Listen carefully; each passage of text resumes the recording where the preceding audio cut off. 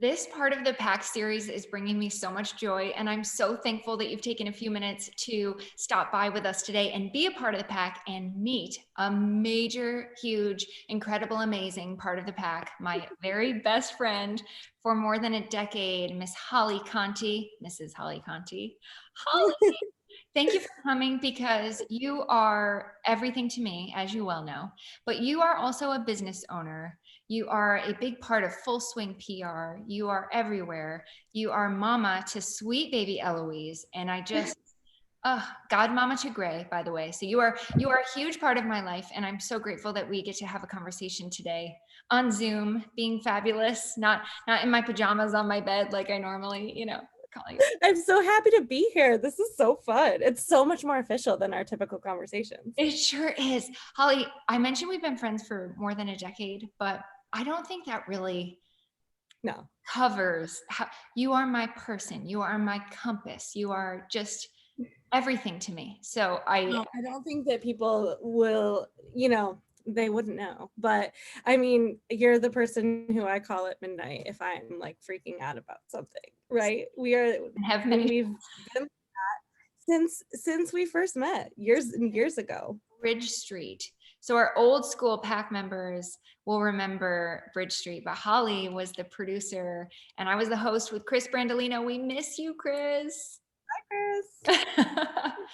Do you remember the first time we met? I do remember the first time we met, which is so funny. You don't really remember it. I don't remember that. You know what? I remember the first meaningful where I thought, oh, this person's going to be a part of my life forever. Is when What? What's that? we were both kind of struggling a little bit with different components. We just didn't feel right. We weren't in a groove. We weren't Mhm, aligned mhm. on our path, our respective paths. And we were having, I believe you were having some weird crunchy granola toast in the Oh my break God. room.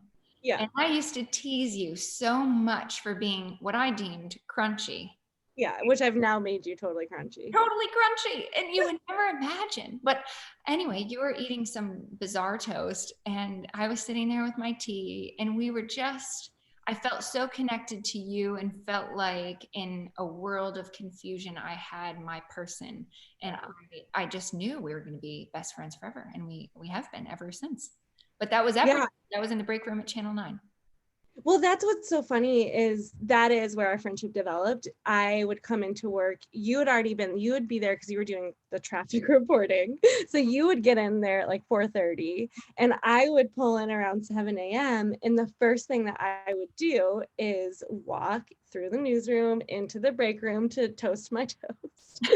And you would then like come along with me. And it first started as like, oh, I'm gonna go, let's talk about this thing that we have to do today. Like, I'll go fill up my tea while you make your crunchy toast.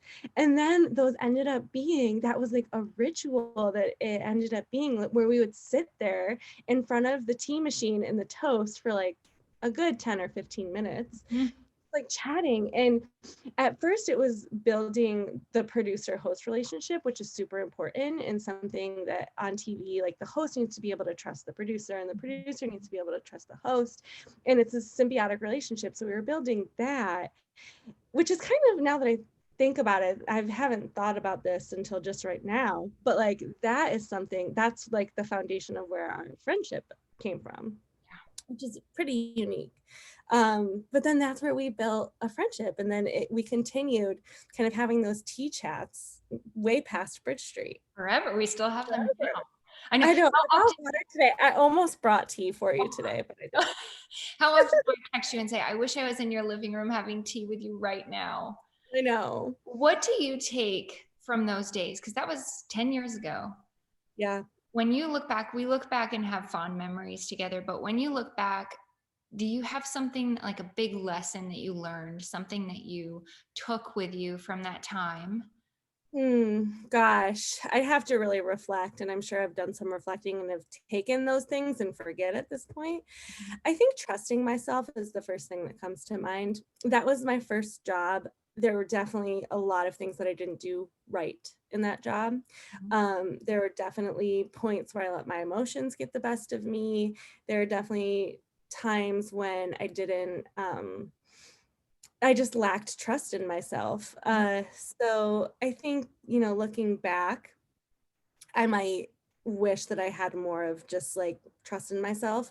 But I also like look back at that time and think like, wow, that was really unique and that was really fun. And we met some wonderful people, so many people there that I still consider friends and still love to connect with every now and again. It was a fun first job for me. Oh yeah, without a doubt. Yeah. For I me, can say first job out of college, not my first yes, job. yes, I know. Right. Your first real job. Yeah, first real job. For me, it was gratitude. I feel I lacked real gratitude for the situation I was in. Mm. I Loved. think that. You don't look at it that way for me? I just know you and I know, like, I remember how serious you took it. Mhm. And you took every single day so seriously and like poured everything into it. And so to me, I don't know how you would do that if you didn't also like recognize it's how good it was. But I'm not trying to. Maybe I should say relationship building then. I feel like I didn't take, besides you, of course, and Chris, I still have a nice relationship with Chris, but I feel like I didn't realize how lucky we were to be such an integral part of the community. And Yeah. I I miss that component now because that was Yeah. so special. That was such a special time. So for me, and this is something I'm still working on now, but relationship building, not trying to get out of my little bubble with my little family and extend it out some more. That's a piece that I'm working on. Yeah, I mean, I agree. I think that you probably even saw how special it was in that moment more than I did. And like I said this already, but the people that we met in the community who worked there, that was, yeah, it was a special time. We're really lucky to have had that. I'm really lucky to have met you, my soul sister. I So know that's Godra. woo for a lot of our friends, but I feel like people are placed in your lives at certain Yeah, times, right when you need them the most. And some people come and go very quickly and they serve the purpose, to help you or you help them. But you and I, thank goodness, have stayed connected long after that particular purpose because we're on a bigger one. I fully believe yeah, that. So I that think that. that brings me to what I want to talk to you about today. We've never done this before. Something that people might not know is that you and I, for a very long time, have sent each other emails at the end of the year, planning for the next year. And some of these emails, by the way, I went back through them, are Oh incredibly my God, don't read them. outlines, bullet points, Oh, we've got Google Docs. yes, yes, going through our business plans and our personal goals and things that we want to work on ourselves. But I love that we still do this and connect in this way. And this is something that maybe somebody's watching and saying, oh my gosh, I could do that with my person. Because Totally. what a way to put it out there, put it out in the unifest, manifest in the universe, but put it out to your person, the number one supporter who's going to help you maintain those goals, build and maybe reflect with you. Yeah. So what Yeah. do this with me on Zoom today? We're doing it. This is a whole new level of our goals. Like we write them out. Now we're actually recording them and sharing them with other people. But that feels very part of the pack because that pack, when I talk about the Bridge Street community, we're building that at Nixon Pack, and it makes me feel so thankful to anybody who takes time out of their day to stop by. So I think what a perfect, safe, loving, cozy corner of the internet to share that with, right? I agree. And actually, it makes me think of something that I've been kind of talking through with people who I work with daily. But we talk about, in work, like some of the things that come up, there's so much denial. There's so much fear and uncertainty that can come up throughout the day. And we talk about anytime that we're having an insecurity, we end up just speaking it and we say it right there and like put it on the table. Like, I feel left out right now, or I feel like scared that I'm not doing enough. And it allows us to own that so that it doesn't like take control over our thoughts. And I kind of think that with these goals too, because even though it's not, I mean, sometimes goals can be really personal and you take them, it's hard to share them. And in the same way, it almost loses the gravity when you throw it out there and share it with people. And in the sense, not loses its gravity in the sense of just letting it go or it doesn't matter anymore. It's more of like not taking it so seriously, speaking it, saying out loud, owning it. I think owning it is the key piece, and then it's there, and then you just have to act on it. So to me, actually, that's something I've been practicing over the last several months, and it kind of goes into this too. I love that. What did you take from 2020 that you want to bring into 2021? Because everybody, I'm seeing these memes all over the place of like 2020 were terrible. It's just total negativity. And while I absolutely realize that this was a horrible year for so many, I think out of that comes a lot of good. I'm wondering what good you saw in this year that you want to bring into 2021. I've had a big growth year in 2020, just personal wise, career wise. I've just kind of overcome a lot.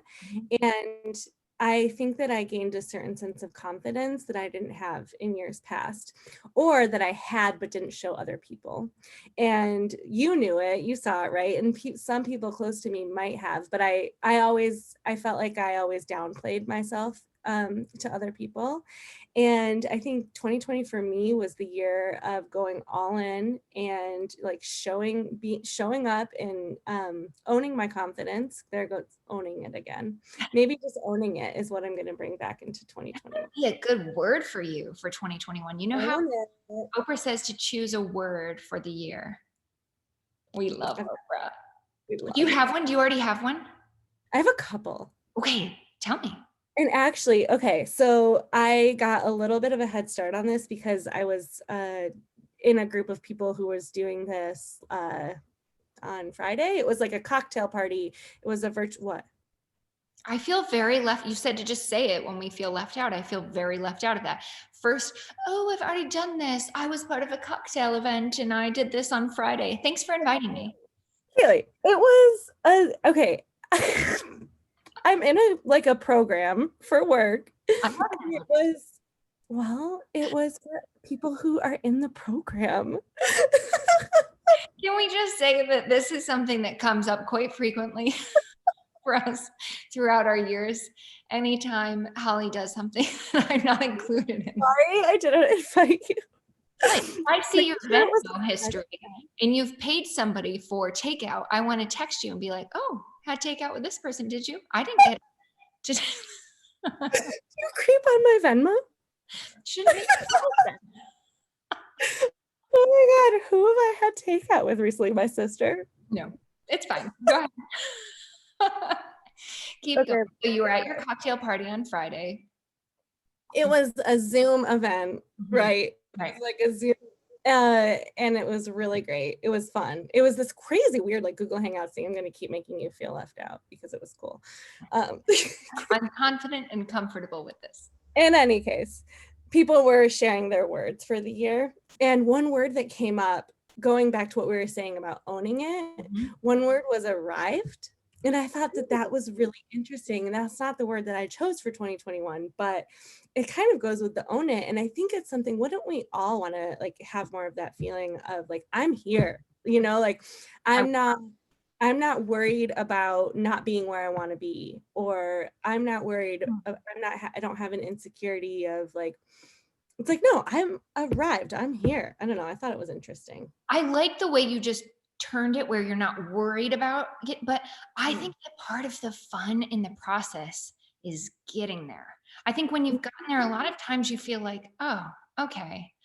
Interesting. I like the process. So for me, arrived wouldn't work. Interesting. Yeah. But okay, what's your word? I'm interested to see what your word is. Okay. My word is audacity. I love it. I love it. It's one at Full Swing, which is where I work. It's one of the values that we're adding to our list of company values in 2021. That's very And fitting for Full Swing, by the way. I love that. And for you, I think it is perfect.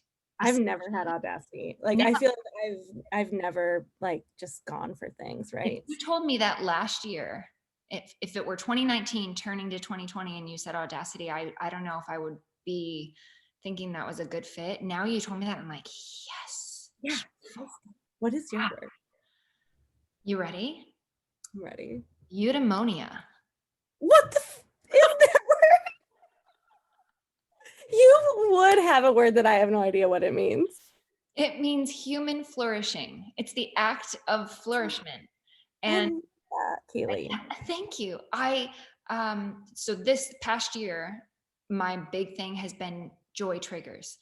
I look for them all day long, and that's how I've been able to get through times where I've gone manic and cut 5 inches off my hair in the bathroom having a breakdown. And through moves and through all the struggles that we've all been going through this year, I've looked for little joy triggers throughout the day. That it could be something as small as Gray remembering to bring his clothes to the, washer, where I'm like, "Ooh, that's wonderful, you remembered." Or a hot air balloon going by this morning as we're, leaving. And it's like, oh, look at that. We're so lucky. Just little gifts throughout the day. But the human flourishing is something where you're noticing all the time, and you're connected, you're on your path. And that's what I'm really working toward. Wait, can you say it again, the word? Eudaimonia. I love it. I love that. Kind How of do a you mouthful, spell it? isn't it? How do you spell it? Oh shoot, you're gonna put me on the spot. Eudaemonia. I Udemy. packed a fifth grade spelling bee championship. I love that's a great word. Thanks, man. I Thank you. feel like you could put that on a sign You somewhere. can steal that if you want. Anybody can. Maybe I will. I Yeah, still don't, I wouldn't be able to spell it. that's all right. Nobody's gonna ask you. Oh, but I love that. And you actually, to me, like you are so good at that. You are somebody who I look to when I think about it, being able to recognize the little things. You are so good at that. I mean, I think because you show up really present to your days, and so you really are able to like find little good in bits in everything. I've always thought that about you, and especially as a mom, since you've had Gray, you've done just a great job of that, and Gray does that already, which He's is amazing. this morning, even he said the trees here in Texas, it's kind of bizarre. This is obviously our first winter in Texas. The trees here are fiery red, like fall in New York. And Gray said, "Wow, God, you made these trees so bright for us today." And just that makes me feel like a huge win that he still has that innocence and that joy. And I hope we can cultivate that forever. But you That's awesome. mentioned Gray, and that's something that I think I still have growing to do, but did grow this year in the sense that before I was putting everything into him, and I had nothing left for myself. And this year Mm, I started exercising for me, for my health, for my heart, for my mind. I'm good at that. And in that sense, COVID, I really started just taking better care of myself, eating better. Those are all things I want to bring into the new year still, because if my cup isn't full, I can't fill anybody else's cup. Nobody's, Yeah. it's a desert. That is so good that you say that. That is something you and I have talked Been about. helping me with that a lot. I've been leaning on you hard. Hard as moms. I think anyone, it's hard. It's hard for anyone to fill themselves up first, but I think especially when you have a little kid, that's a hard one to Have get. you been doing that? Because Eloise is little. She's Yeah, not I don't think yet. I'm great at it Yeah. Do right you now. think it takes time though? Because Gray's turning 5 next month. So I think I've had a little time, to try to get back to this place. 5 years is, don't wait as long as I did. Oh my God, I think it does. I think it does take time. And I think it's okay to, when you have a 1-year-old or a 2-year-old or whatever age, I think it's okay to also be in the space where you're not giving to yourself. Maybe that it's not okay, but I want to say don't be hard on yourself, because I think that every mom experiences that at some stage, if not for a long time. Especially now. What do you think about this? Because I've been reading a lot of articles recently about the working mother and how different it looks now than it did last year, than it did 20 years ago, 50 years ago. What do you think, how do you see it changing even further? How is it going to evolve, especially in the next couple of years, in your opinion? I Especially don't know. running a business like you do. I could say I know how I hope that it evolves, and Please. I don't know if it will, but yeah, I mean, moms are being asked, aren't we all? But I think as moms, it's just so much more intensified to be everywhere and doing everything. It's you're the one who has the grocery list constantly going on in your head, who is probably buying the holiday presents or doing the bulk of the shopping. We're in the holidays right now, so that's why I bring that example up.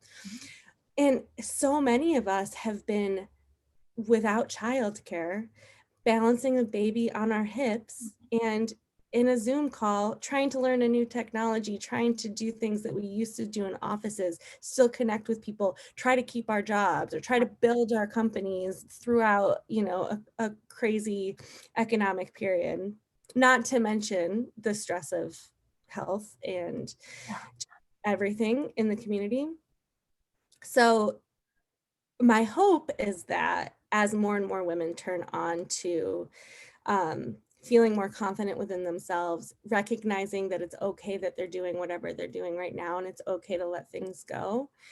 My hope is that we don't feel like we have to carry it all. And I don't know if that's always going to happen. I mean, that's always going to be the hope.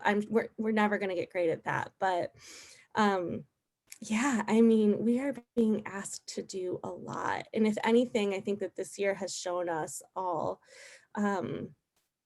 what we needed to work on. Mhm. For me, I think like it was asking for more of what I needed. Yes. And I was forced to do that this year. And so I hope that I can bring that into the next couple of years. You mentioned something that I think a lot of us struggle with every day. It's called the invisible workload.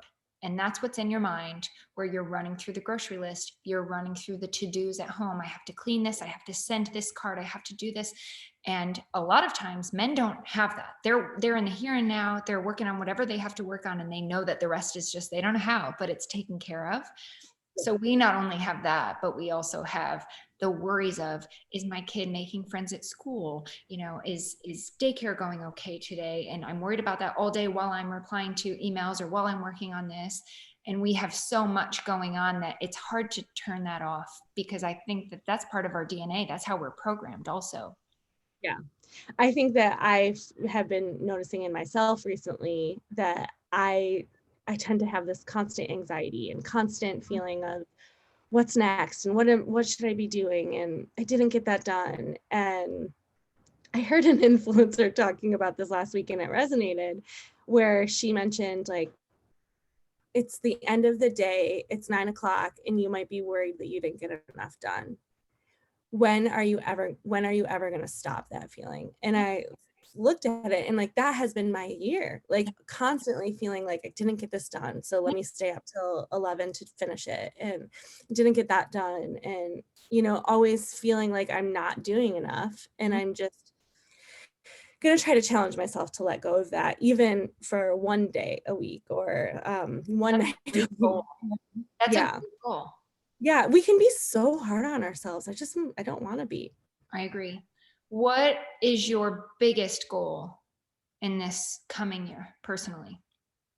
I think that is it, actually. Feeling like I have done enough, feeling like I'm doing enough, and um, trying not to get ahead of myself with I will always be able to fill my plate. I will always be able to put more on my to-do list.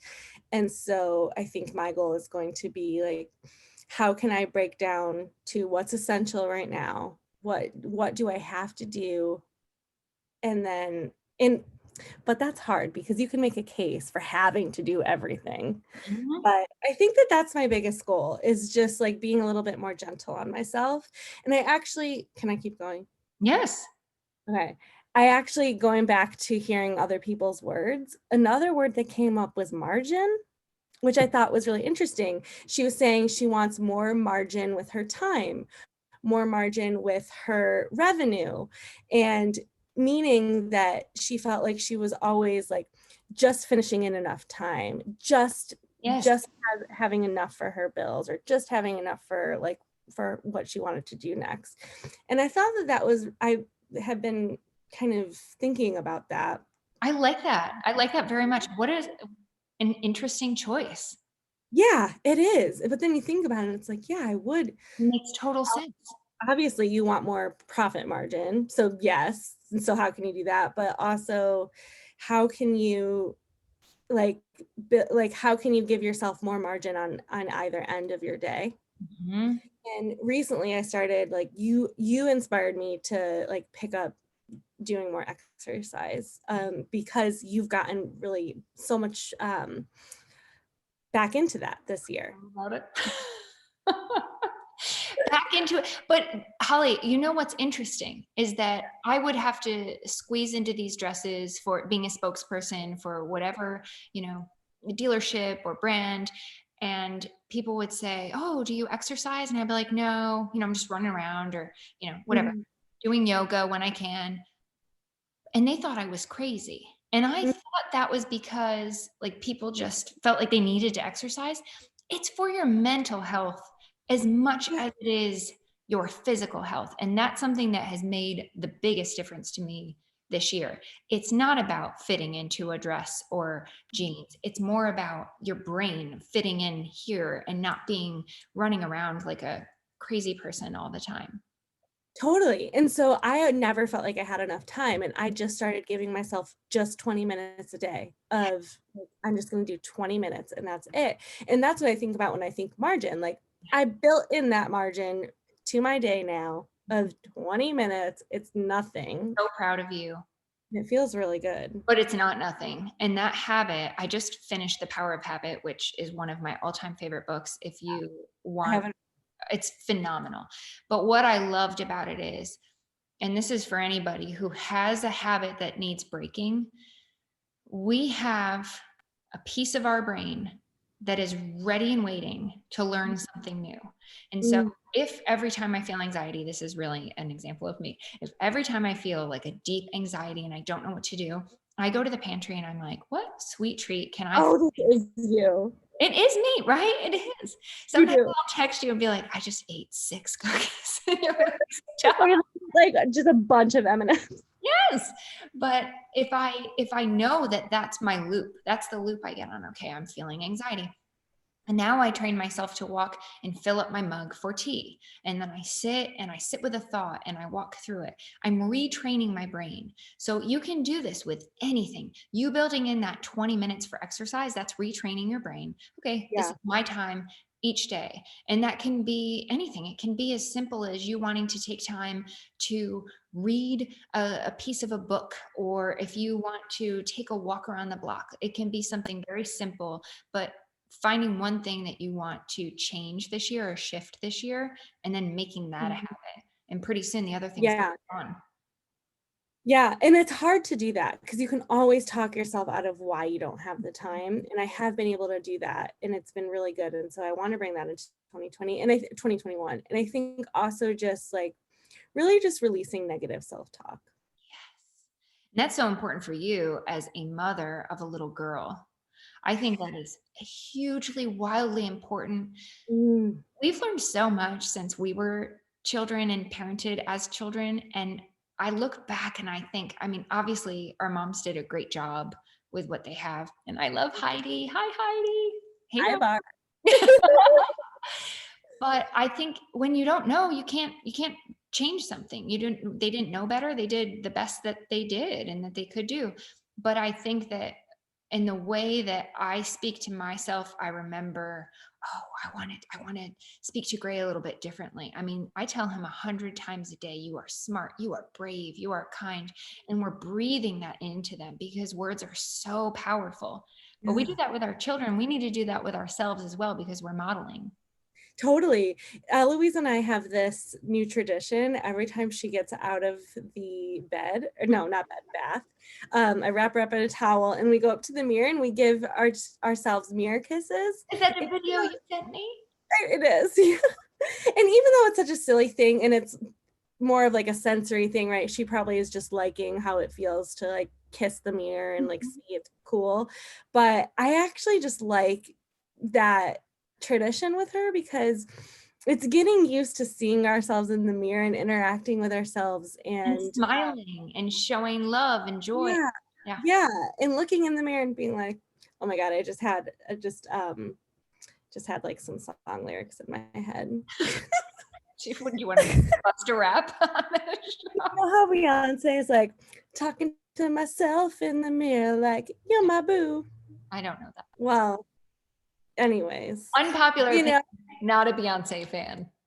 I know. Well, as soon as I said that, I'm like, she's gonna be mad that I said Beyonce No, because I'm not we're getting mad.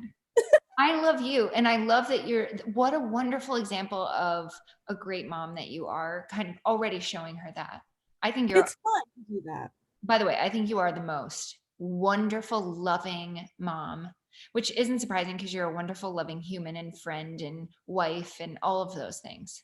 Oh my gosh. Don't you think that, because I say the same thing to you, right? Like, I can't believe how much Gray has become this, like, he's almost 5, he's 4, this like human that already has like deep empathy and like deep compassion and like walks into the room and just wants to show you, whomever he's talking to, like, I care about you. I want to know about you. And that's a huge thing. Like, and that's a big, like, that you should be so proud of that. Like, you foster that. You know, I think kids come into the world like that.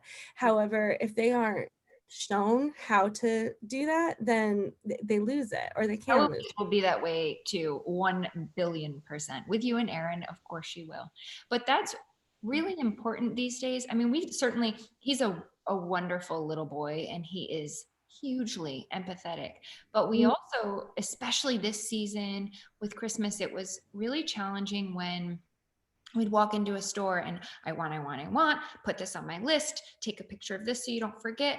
And it's that part of parenting is really challenging because as much empathy as he has, I don't want to foster that, you can have everything you ask for. And that part is hard for me. I actually, not hard for me. John will buy and I will not. Yeah, I, right. I'm I've like, always been really good about that. Like, I always, and maybe we don't need to go down the rabbit hole of this, but I always thought it was really interesting. And I've asked you several times, like, how do you do the holidays? Like, how do you gift? Because I grew up and it was wonderful and beautiful, but with hundreds of presents under the tree, not hundreds, but so much. And it was magical and it sparked my imagination.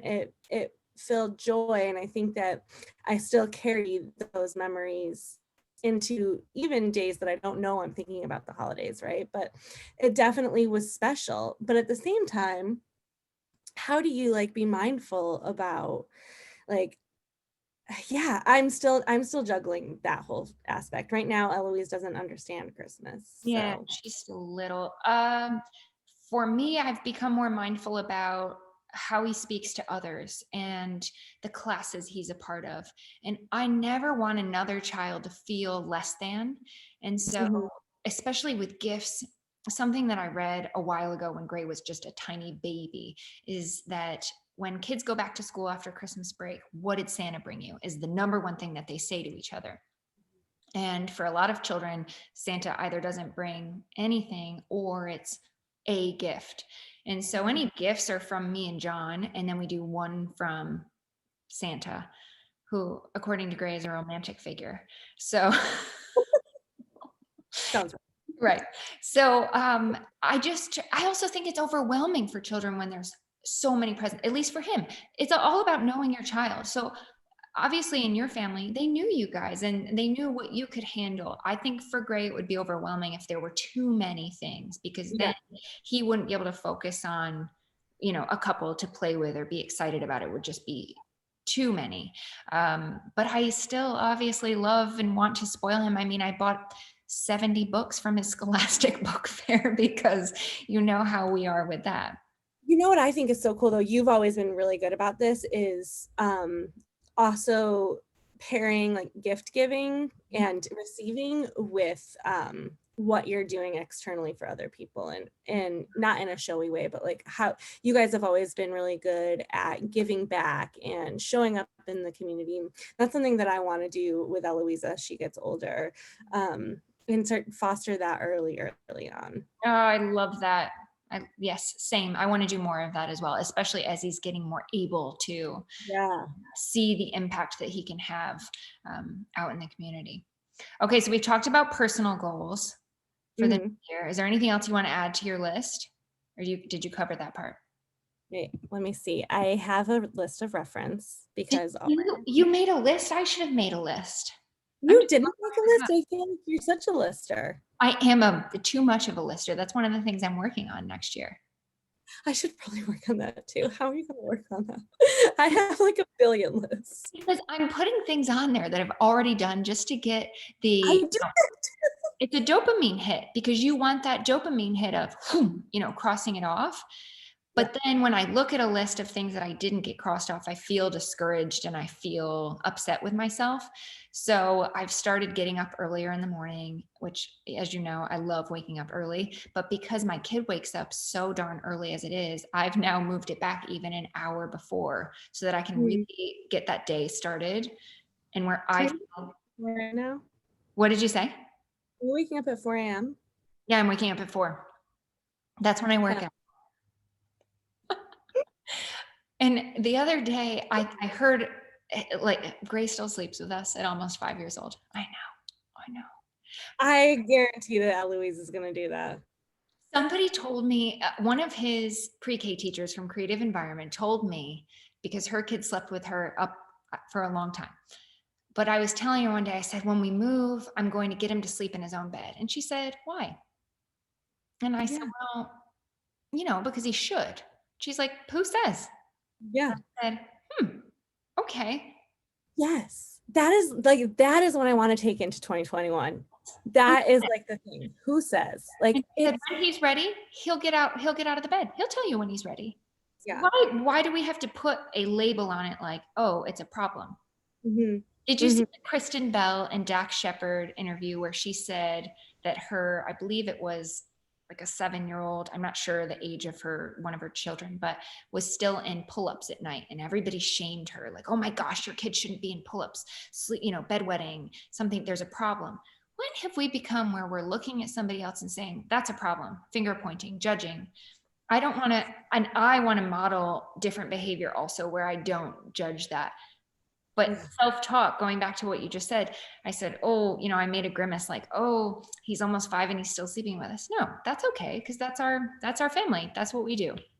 Yeah. And I know, like, there's never going to be the right size fits all. And we can all look to other people and see what they're doing and use it to justify our own insecurities. Right. And yeah, so that's the end of that thought, I guess. But I love that you just said that. We're bringing that into 2021. Thank you, Mrs. Henson. Who said? That's what we're going to say. Thank you, Mrs. Henson. Creative Environment. If you're listening, can you please get me off the wait list? I wrote an email. Remember writing it? Okay, so let's talk about your work. I would like to say this, and I don't want to. It's going to make you. I don't know. Oh, please don't, then. What? Really? I don't have permission? No, you do. You have permission. Okay. Since we've been together, we've been each other's compass. You really are my compass. And also you are my true north, in that if I'm doing something that's off my path, you will call me out and you will say, no, this is same. Yeah, very much. Yes. And we might have a little bit of a pang of that truth hurt. You know what that is, when you hear the truth, but it still stings, but it's the truth. Yeah. So it takes a minute. That's a huge thing. Just sorry to interrupt you. No. That's a huge thing to be able to actually for yourself be able to say to somebody else, like, I don't know if because that's hard to say that. It is, but I so value that, because I don't think, and that's why I don't have a lot of friends, which people probably don't know about me. I don't mind sharing, but I don't have a lot of friends because I value being direct and truthful and authentic more than anything else on this planet. And it's hard for me to also be that way in turn with a lot of people. So, It can be, but that's something that I value so much. yes, very You much. know? So when we first were together, you were figuring out your path. And since we've known each other, you've gone down many different roads. Which is really brave, by the way, trying several things to see what fits and feels right for you. Mm-hmm. And in the past couple of years, you've had a lot of different shifts until this year. And I have seen, it's funny to be like on the outside looking in when somebody starts to get on the path, when they've been all these other ones, so you've seen them as the person that they are in all these different areas of their life because Mm-hmm. they're down this road. But then for you to get on your road and it's like, oh, I'm driving in my car on my road. This is Holly Conti Drive. And here I am. And it's, you see a real shift. I have seen that in this past year. What does that feel like? Do you Oh feel God. it or do I just see it? I feel it for sure. Mm-hmm. But again, I think that I may have felt that in other spaces, but have never like shown it, right? Mm-hmm. And it's not what I mean. I think I'm totally on my right path at this point. Mm-hmm. However, I've had the confidence that I have now, but it was never in the front seat. And so even if I may have been on the right path in other spaces, I never felt like I was. So now I don't know what I've overcome, what has shifted. I mean, I do, and I have journals filled with it. But yeah, it feels good. The person who I work with, Caitlin Koppel Massengill. So I work at Full Swing PR, which is a really awesome women-owned business that serves women leaders. And she always says, like, I sought out to create like my dream job. And in turn, as she did that, I think that she has done that for other people who work on the team. And I think what that means is that we all give each other the space to really like do what we like to do the best in work, and it's fun and it feels good. And I also like, dialing it back a little bit, when I gave birth to Eloise and I was in the hospital, I remember like having the shift. Like, you have a shift with your baby immediately. Well, I did. I don't know if like my experience was that I had a shift as soon as she came. But then like the second day that I was in the hospital, I have this memory of like turning to the right and like, I think I was going to grab her or something. And I had this like shift of like, I'm different. And I don't know what it was. And it's just something that I just still like to this day remember that feeling. And I think it was that I started to recognize that I didn't have time to say yes to things I didn't want to do. I didn't have time to worry about, whatever feelings I used to. And so it allowed me to just step into myself a little bit more, which then has allowed me to, try out new things and find new ways to do new things to do with my time. I feel that very deeply. Yes. And Yeah. too in you for Yeah. sure. Yeah. I mean, there's so many there's so many things for improvement, but yes. yeah. That's why I can't get to the word arrived, because I feel like we're always, we're always learning. We're always growing. That's the whole point of being here, isn't it? Yeah. Yeah. True. I think arrived, I don't know why it resonated with me. I guess I'll have to keep brainstorming on But that. maybe arrived on your path. For you, that's what I see. Arrived on your path. Mm-hmm. Yeah. Or just being able to say like, yeah, like I'm doing this right now. Mm-hmm. I like that. Okay, so tell me, you mentioned Full Swing PR. You are launching something very exciting in February. Oh yeah. Yeah. So Full Swing is so fun. So we do PR and marketing, like I said, for women-owned businesses and women leaders. In this past year, I've been helping women launch online courses, membership sites, any type of digital product, like a digital ebook or a group coaching, anything that you would deliver virtually. Mm-hmm. And I've been helping people one-on-one create their marketing strategies to, have a successful launch. And it's been so fun. And we've helped so many different women and so many different businesses make an impact. Ooh, I want to come back to that in a minute. But because I actually realized that that's another word for 2021. Impact. I love that. But anyways, next year in February, I'm going to be launching a new group coaching called Work Hard Once, where it's going to be, the price point is a lot more affordable than doing a one-on-one consultation or one-on-one strategy, but yet we still do the same foundation. So it's going to be an 8-week program where I'm going to walk you through how to develop your marketing plan to launch your online course. So who's your ideal client for this? Who would you be helping? Yeah. Women. Yeah. Solopreneurs likely, or women with a small team of subcontractors or a kick-ass project manager that they work with in their business. It's a business who already has an online course either in the works or maybe have launched it but didn't get the results they wanted. Their course is developed. We're not going to be talking about how to develop your course or what goes into the content creation there. We're talking about the marketing of it. So it's going to be somebody who is probably nearing 6 figures in their business, but ready to scale and ready to have a launch that is going to take them to the next level of revenue growth. Hopefully it's going to be really fun. We already have some women enrolled, and we've just seen great results with what we've been doing this year. So I'm just so excited to connect more with other people and help them continue to make an impact in their business. Do you like working from home? Because this is another shift that yes, right. Where I keep driving by all these big companies with lots of shiny offices, and I'm wondering, what is the future of that? Because what you're doing, you don't need to be.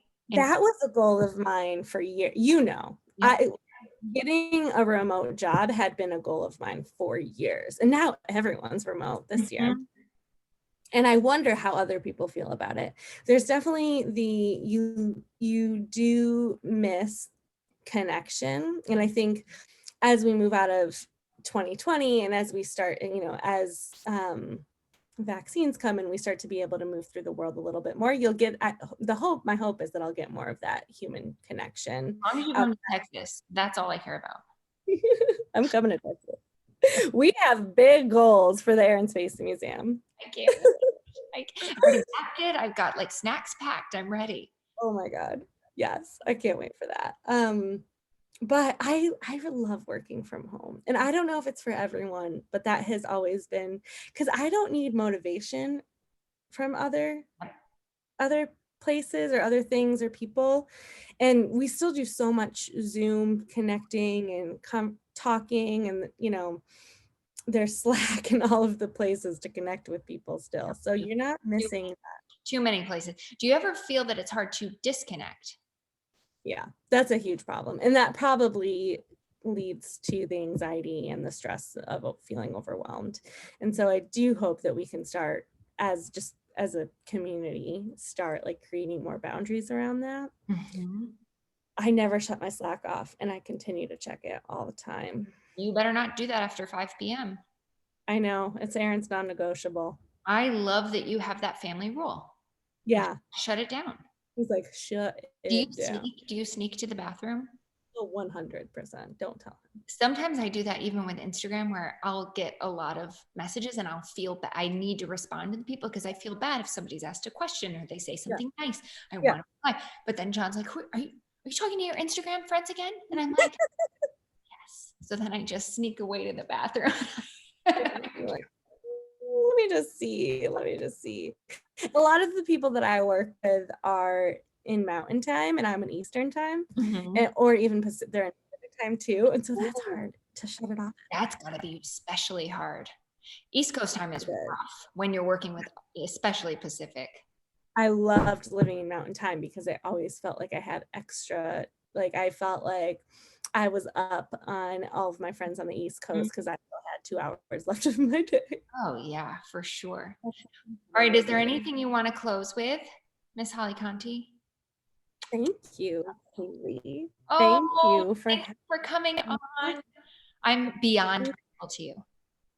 Yeah, I am beyond grateful to you. And this was so fun. It was so fun to have like well, I feel like we had a Zoom date that we had been wanting for a long time, Yes. but we recorded.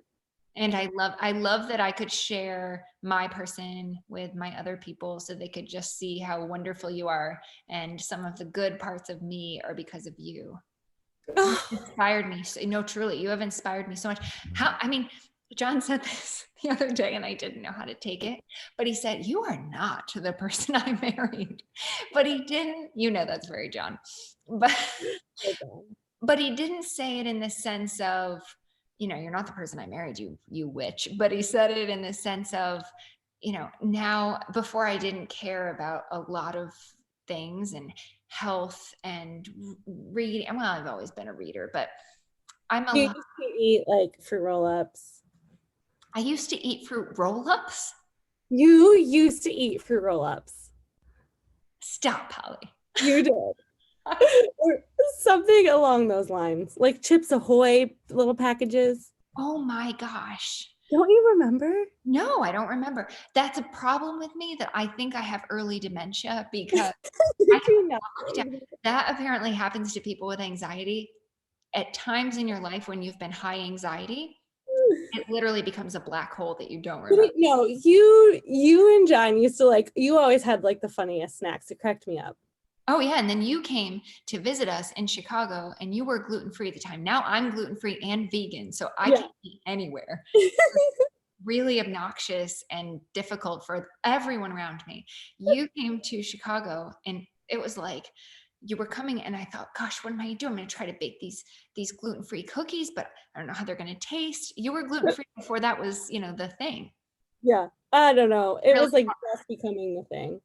Yes, but it was very challenging. And now I am you. I know. And now I'm like, I don't have time for that. It's more for the health, like just like we were talking, filling the cup. It's a health thing, not a. Yeah, it feels good. Yes, it does. It feels better. We're taking care of each other in the new year. How can I support you on your goals? Oh, I think by just doing what you do, right? We check in with each other weekly, if not more often than that. And even just to say I love you, which I think is really powerful. It is. It's really special to be able to have that with and somebody. The day shifter, especially, you don't know what's going on in the other person's mind. You might be on a work call or whatever. I might be, having an issue with something, to get a little message that, you don't need to respond to right away, but just says, I love you. I'm thinking about you. Wow.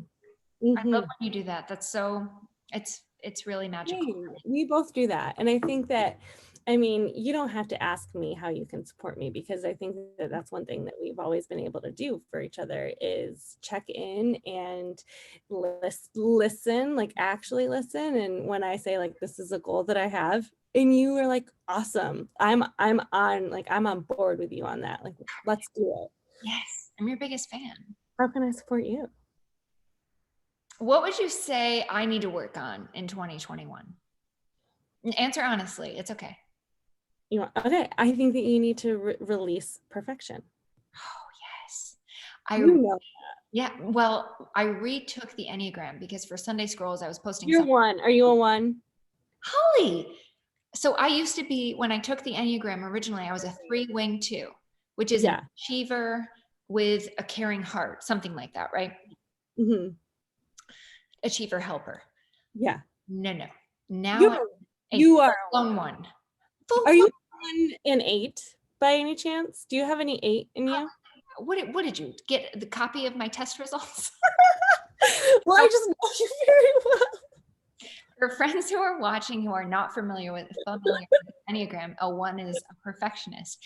And I don't know what shifted in me. I know I've always had those tendencies, but for that to be the dominant result was kind of shocking to me. And then I had a wing 8, which, oh boy, the 8 wing is rough, which my son, Gray, is an 8.